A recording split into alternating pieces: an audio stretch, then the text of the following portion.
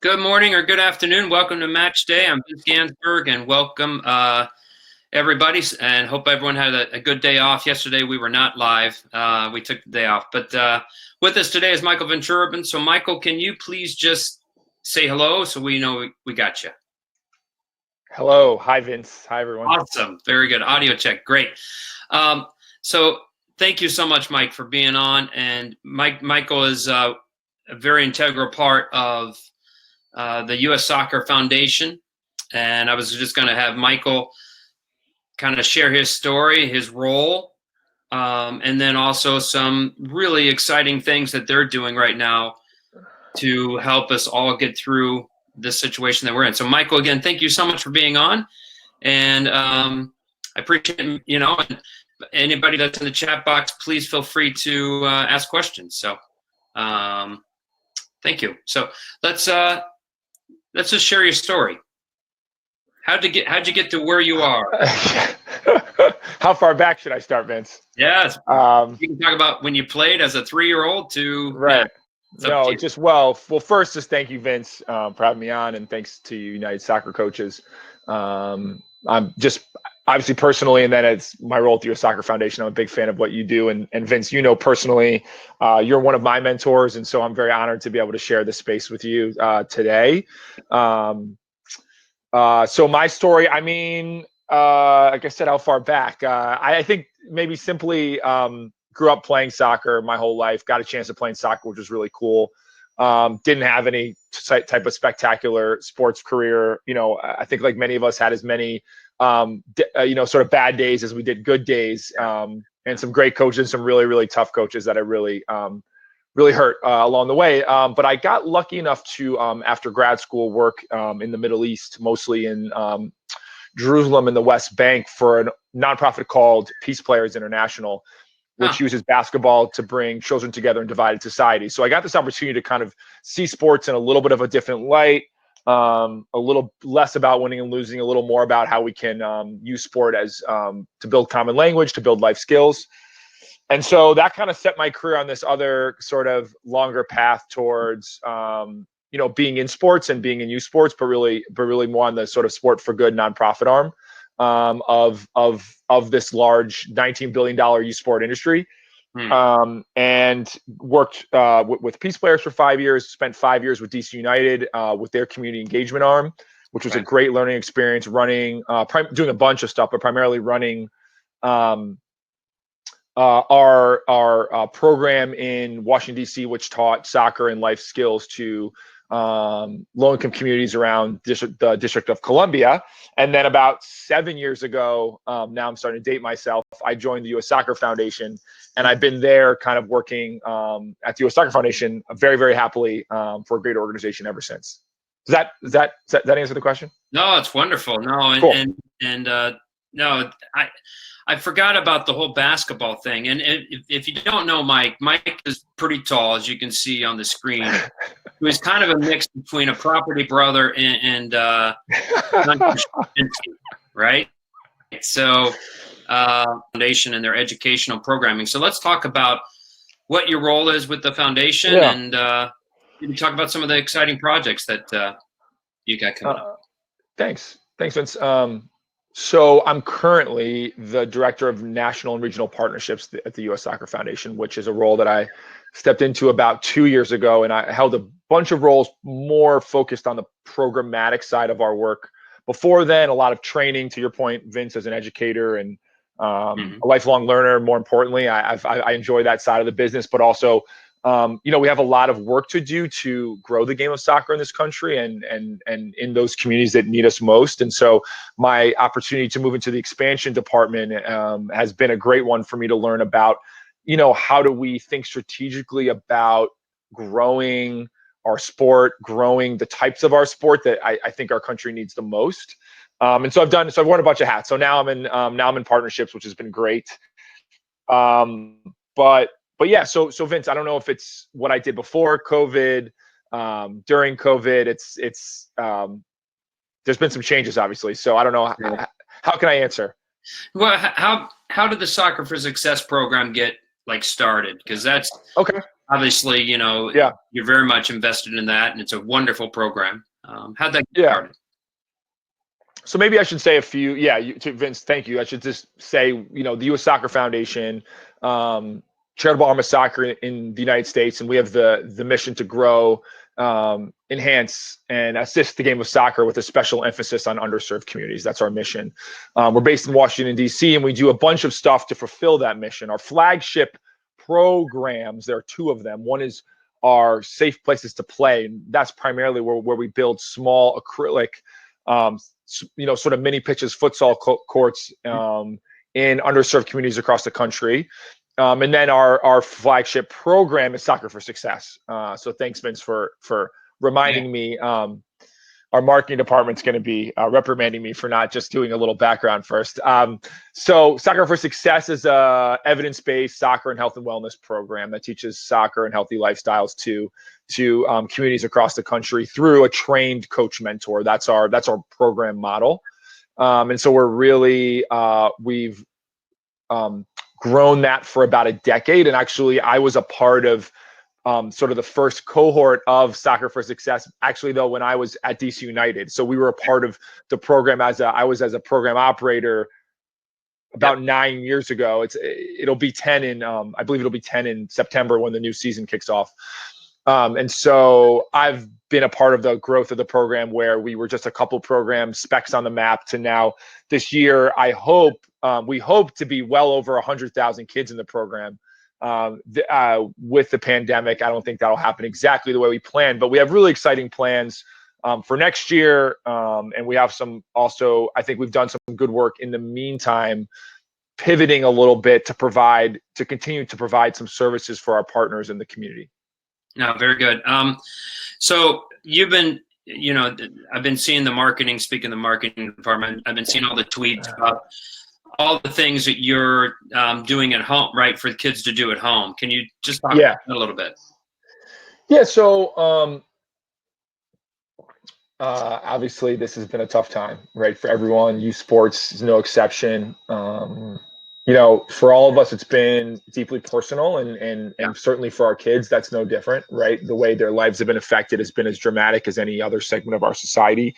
Home from school, soccer practice canceled, right? Not seeing their friends, not seeing their guidance counselors the same way. So what we wanted to do was do the best we could with the time and resources we had to continue to try to provide some connection for our program partners and the families across the country. And so for the first time ever, we made our products available to the entire general public without partnership, without any reservation. And so we created something called Soccer for Success at Home, where we're in the middle, actually I'm about to film week 10 of a 12-week series that brings sort of a very limited version of Soccer for Success to the homes of everyone across the country who wishes, and really taking into account the social distancing measures, the at-home circumstances of many of our kids. So we're not filming these things on I'm not going to a turf field and using a full-size goal. I'm teaching kids how to build a ball out of socks if I have to, and I'm moving my kitchen table out of the way, and so they can see how we can play in a small space, right? And because I think more than ever, Vince, these kids need to be able to be physically active. They're looking for connection. They're looking for opportunities, and we all know that our physical health and our mental health are connected. And so this is not a solution to soccer, right? It's just one potential opportunity for families to connect with, and their kids to connect with soccer during the pandemic. Yeah. No. So let's just kind of talk about some of the future programs. But one thing that I want to interrupt just the flow right now is Michael, JT Dorsey and I helped develop of the JT Dorsey Foundation. Don't forget that, Vince. From the JT Dorsey Foundation, developed the Urban Soccer Diploma, and it's been one of those courses where we've worked side by side with each other, and we bring a lot of the principles, obviously, from the foundation, right? Because you're in it to that course. So if anybody is interested in that course, please let Michael or JT and I know. So let's talk Aren't you about. building an online version, Vince? Aren't you building an online version of that Yes, course? we are. We are going to build an online version. And Julio, by the way, Julio Serrano, who's on, will probably be asked to be a guest presenter. So, yeah, Wonderful. in the future we'll get that going. But let's talk about, like, so you got kids in the normal settings, and you mentioned Right. kind of non-traditional. What's the difference? Mhm. I mean, what is the difference? Well, I think kids are. I mean, at the end of the day, kids are kids, and I think all the principles that Vince, you and I helped kind of put forward in the Urban Soccer Diploma are as applicable in a rural or suburban setting as they are in the urban setting. I think what we just do is sort of flip the script a little bit on what matters most to our families and our kids, or what we think matters most. And then two, we make it accessible, right? Those are two parts of the same coin, right? One challenge that we all know, and is just that, the challenge of the pay to play model. So even if your club is doing all the things right, which they very well may be, a lot of parts of our communities cannot access that club, whether it's for cost or for the fact that they're not in their communities. They're the travel, parents working, don't get introduced to soccer at an early age. There's lots of reasons that kids don't access. So the first thing is access, I think, right? Yeah. And then once you're able to sort of create a team that is inclusive, which is not easy for anyone. And just to be clear, Vince, for me, I just want to make a point here that I don't mean scholarshiping in really good athletes. I mean making it actually inclusive of all ability types. Yeah. And I think the question that every club should ask you is, can all parts of our community be included in this in our soccer club? And if they can't, you need to figure out how they can be. Because also our game's not growing in the way it used to. So we need to figure those things out for our game's own sake, if not for the kids. But anyway, so once you've solved that, I think the question is, what matters most in soccer? And less than 1% of our kids are going to go on to a professional soccer career. So are we focusing on the game and being great at the game as the primary teaching lever? Or do we care about some other things? And how do we create educational opportunities for coaches, for kids, for parents, where we realize that their kids are human beings that have also have huge challenges in front of them. Might not be the best soccer player, but if they can create a connection with their team and their coach, there can be a safe space created for them to learn and grow. That at the end of the day, that's what we care more about. And I think everyone agrees with that. It's just a matter of actually putting our metaphorical money where our mouth is, and just sort of creating those type of opportunities for our kids as often as we can. Yeah, no, and it's soccer. I mean, the foundation. Correct me if I'm wrong, but the foundation was born after the 1994 World Cup, right after we hosted it. Then FIFA left money behind, and that's how the Absolutely started. Absolutely, yeah. And the reason why is to develop grassroots soccer, right? Which it's morphed into more of the suburbs, right, in the pay-to-play model, but we go around the globe. It's not, right. It's definitely more just grassroots and urban areas and rural areas.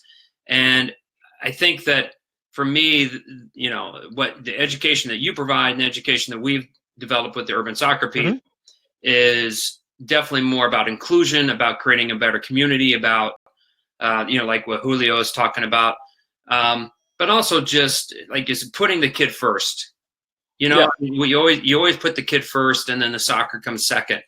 And I think that's a big part of it. We got a few minutes here.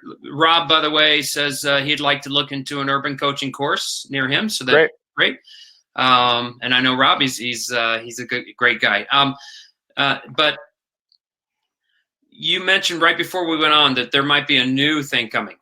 So I don't know if you can tease it. I think I can. I'm really proud of working for an organization that, when things got crazy, and they are still not normal and a little scary, that we went back to our mission, right? Which is how can we grow the game of soccer with an emphasis on underserved communities? And so while things have changed, that remains the same. And so we just had to answer that question in a new reality, right? In a more virtual reality, in a more complicated in-person reality, right? As teams and states come back, it's a very complex environment, and potentially fraught with a little bit of danger and uncertainty for our parents. And so what we're creating for our partners launching in the fall is a spectrum of our Soccer for Success program that allows access points from the completely at-home order level, where kids are in their kitchen and in their dining room, and that version, all the way through some live virtual, through socially distanced in-person program, and then all the way through to an actual traditional practice as we wrote it, as we thought it was always going to be. And so the exciting thing about that, Vince, and I think, while I think this is a little bit of like secret sauce, I think we would want everyone to pick up on it if it was useful, is that we want to still be able to connect with our teams and our coaches and our kids, no matter what the circumstance is. And so when you create that spectrum of opportunities, we're able to say, we're going to be there, right? On Monday, there's a way that we're going to be there with you. On Wednesday, same thing. On Friday, we're also going to be there as well with you. And so maybe they're not always going to be in person. Maybe they'll be in person, and then, I'm sure everyone's read the news that maybe there's a second wave of the pandemic, and then we go back virtual. And but guess what? We're still ready for that too. And so this flexible, or what we're calling a resilient program model, I think is really exciting for us at the foundation. So anyone who wants to learn more about joining our Soccer for Success program is welcome to reach out to me, or Vince can forward your email along. But really, I think for everyone, I think that's the goal, is how do we continue to connect with our kids and our coaches and our families, no matter what the fall and spring bring. And I don't think anyone has a crystal ball. So it's we're going to need to be ready to be flexible. Yeah. No, I agree. And, and Neil made, Neil, who was on here on the chat, says basically that, they got some access problems in the Midwest suburbia.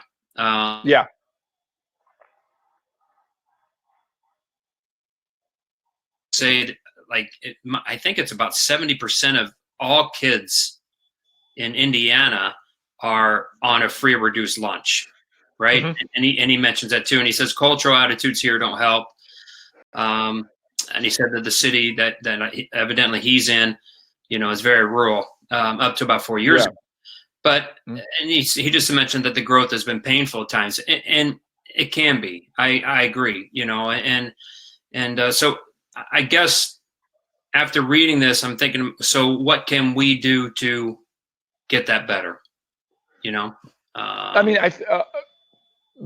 Vince, I think, hopefully as a sport and as people who love soccer and think it, this is an opportunity for us to be more innovative than anyone else, right? And I think that's the answer for all of us. And I had this great aha moment recently with talking to a great organization called Doc Wayne, which is out of Boston, which provides mental health services through the game of soccer. And certainly their model has had to adjust. And what they said is, when a coach shows up on a perfectly manicured field, they got weather, they got kids showing up late, they got parents, they got, there's all this, they got kids, got tests the next day, they got, balls that were deflated. They, you keep going. They got encroachment from the other team. They got, he's got pressure because he's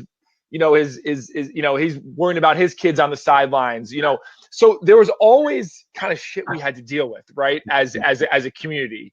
And the virtual space and this space is just be no different. And we were resilient then. Let's just commit to being resilient now and just finding ways of, the technology gap is a huge issue, but we've got program partners that are printing off QR codes. We got to make sure it's accessible on the iPhone. We got, the idea that we may have to fill that gap. So do we need to figure out a way to get Chromebooks to these kids? What's their internet access? And so we've been part of what our at-home services have been, Vance, have been providing to the extent we can resources and connections, mostly not through us, but through others that we've heard, where it's how to get low-cost internet in your home. And so like a stormy day, right before, right during, exam season, outdoors. This is sort of that indoors, right? It's going to be a little bit kind of complicated, and it's not going to be perfect. It's going to be a bit sort of battered, but at the end of the day, we always were good at that, right? How to have a backup plan to your backup plan. So I just think the same, and that was my aha moment talking to her when I was being sort of negative about the fact that how can we do this? I mean, kids don't have computers. They don't necessarily have internet, but on the other hand, think about this.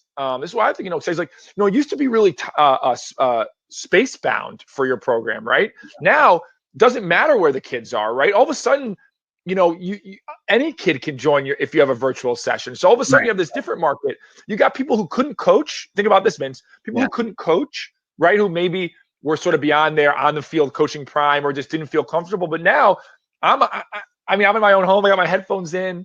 I can see my dad or mom, being a mentor in a way they couldn't before, being comfortable, maybe on a call with a more soccer expert, not able to leave the home, but still able to participate. So just my advice to shut up is just, we were always resilient. Let's be resilient now. Yeah. Yeah. And there, it takes time. I mean, the hardest thing too, that I found out being a state director of coaching for Indiana is sustainability, right? I mean, for example, we created I was really proud of it, a really good program through the Indianapolis Public Schools, where I went and I trained all the elementary school teachers, and they volunteered their time, one practice a week, and then they would play small-sided games at the high school that those elementary schools fed into. Well, the high school coaches loved it, right? Because it's the future. It was really, really well. But, like everything, superintendents change, right? Principals change. Funds go away. Those are some of the challenges that are unique, right? I think, to this environment. Now, and for me, futsal, by the way, it could be I think, a game changer for kids in those non-traditional settings, because we have gyms all over the place, and a lot of gyms get abandoned. But then there's liability issues and there's all those other issues. But my goodness, if I was in charge of a state association, I'd be ramping up trying to get futsal developed, not just in the non-traditional settings, but all over, right? Because I just think that it's a natural fit, though, for the urban settings, And actually, that's part of our Safe Place to Play program. We're building 1,000 over the next, in this sort of 10-year span leading up to the World Cup in 2026. And we're dropping those at elementary schools across the country. They're already blacktop, most of them, right? Now, there are plenty of exceptions to that rule, but a lot of them are blacktop. And so, those are perfect spaces. And so we're trying to make the way pickup for you and I, Vince. I know you're from a basketball state. Yourself played a lot of ball. I did as well growing up. And so the idea that, pickup could be played on a hard surface, if we can do it with basketball, there's no physical reason why we can't. People are going to argue with me about that, but particularly for youth, before all of our knees are shot, if you can play 5-on-5 basketball up and down, you can play 5-on-5 soccer up and down. Yeah. So just developing that culture and providing a little bit of sort of eye candy to get the kids excited about it is really cool in the football space. And that's what makes yours so unique. And Julio, a good point. They sit empty during the summer. And I for example, in Indianapolis, there's a beautiful one that the Indy 11 helped develop here in town. Yeah, gorgeous. And unfortunately, no one's playing, huh? Yeah, no one's playing on it. But that's what I mean. So I think the onus is on not necessarily the clubs, but can a state association kind of say, hey, let's figure this out, because we're missing a lot of kids, and not just for soccer, but just developing them as people. And I want to wrap it up, because you've been gracious with your time, and you got a beautiful log cabin that I'd be relaxing in. I don't think I'd ever get out of my bed. There's no heat here, Vince. It only looks beautiful on camera. Oh, okay, it's gorgeous. But Rob mentioned basically, most of them have phones. So could this idea be put on an app, right? And we've talked about an app. If they don't have internet, everything we has to be every single thing. I think every organization does moving forward. If they want it, they think about inclusivity. It has to be you have to be able to do the thing on your phone. And phones are becoming more and more ubiquitous in all segments of our society. Certainly not universal. It's data and etc. There are certainly hurdles there, but if and I'm I don't know where you guys are all on the call, or you, Vince, but I've been doing workout classes outside where I'm just plopping my phone up, or I'm doing a little soccer session. I'm just Yell Alverbush with technique. She's got great stuff. I'm just plopping my phone right there, and there's no Wi-Fi, and I'm just doing a small session. And I think we were already going that way, right? This accelerated it. Yeah. And certainly the idea that you need to have a laptop and Wi-Fi are two hurdles that if we can remove that, right? A phone and just having a connection like a 3G, 4G, 5G is enough that they can be a part of it. Yeah. And Rob makes a good point. I mean, even the most challenging schools and kids, and they have phones. Absolutely. They figure out a way. It's like, I've been to other countries. Some people call them third world, but whatever. I mean, but they always seem to have like we don't use third world anymore, Vince. Yeah, I know. That's what I mean. I said okay, all right. It's inappropriate that I said that, but I didn't mean anything by it. But no, I know. But just countries that just I have to give you a hard time here, no matter what happens. That's right. You know that. Countries that are don't have the technology that we have, right? But they always seem to have the internet. So. You're right. You're absolutely right. And it's interesting the way we developed this huge infrastructure with landlines. More developing countries don't. They're going to skip that step, right? Yeah. And the way we're, I don't know, people on this, on this call, or Vince yourself, you may. Vince, do you have a landline still or no? No landline, right? So I mean, I think that's where we're going anyway as a society. Now, we had to go through that phase of, when that was the only way we could communicate. Certainly that was important. But yeah, so all that money with power lines or excuse me, with telephone lines and all that stuff is not a thing moving forward. Yeah, and Neil brings up a problem. The fiber network doesn't extend into the poorer neighborhoods. And even though every child has a Chromebook, internet access is still a problem. But so those are challenges. But it's huge. It's huge. It's just, Rob, I just want to honor that, like, the technology gap is real. You can imagine even in these few months with parents that have access to iPads and fast internet, the amount of learning that they were able to accomplish with or without their sort of remote teacher, and those that did not, is huge, right? And so I think what's incumbent on us, just for our little segment of that child's life, is, to the extent we can make it available to them, we do. And that means, for me, that meant for my soccer team in Washington, D.C., that meant driving around and dropping off soccer balls, right? Because they don't have that. And a lot of them don't have backyards. So it means that when I do my at-home session, it means I'm not doing it in a pristine suburban backyard and, shooting on goal with a net behind to stop them. So we just do what we can. I think if we all, as a community, all those kids getting involved, them falling in love with the game, them playing it forward, some of them being great, right? That's the other thing that, like, we also want to eventually get good at soccer in this country. For the men, for the women, we already are, obviously, but so that's going to help that as well. And if no one becomes, if none of that happens, we still put the kid first. So the experience is going to be valuable for them, even if they don't blossom into a talent, Yeah. No, thank you. Well, thank you. I could talk all day with you, but we got to go. So, Mike, thank you so much. And Neil, by the way, good point about using library Wi-Fi. Love that. Yeah. So thank you so much. And, you're like, well, I think we're like-minded in that, we think that we're helping kids, when we get on the field with them, but I always think I always know that they're helping me. I mean, it's not me helping them. I mean, they're helping me. I mean, they, help me just, remember what it's like to be a kid and remember it like to be fun and, and just to have someone that, that believes in you, right? And trusts you. And I think that that's what the Urban Soccer Diploma, really, that's one of the messages that we drive home. So thank you so much, Michael, for your time. And we'll get that little typo fixed, and tell your marketing department I apologize. But thank you so much, and God bless. It's an honor to be here with you. You're a pillar of this country's youth soccer world, and it's an honor to share some space with you today. Thank you so much, Michael. All right. God bless everybody. Thank you for being on.